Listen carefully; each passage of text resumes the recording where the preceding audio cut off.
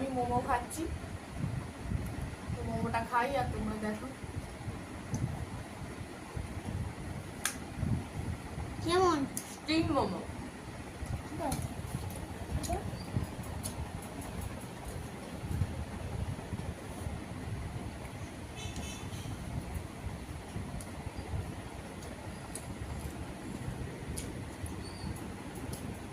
আমাদের এখানে চুনামাটিতে এই মোমোটা করে, ভালো খেতে, খুব লাইট, খেয়ে কোনো কষ্ট হয় না।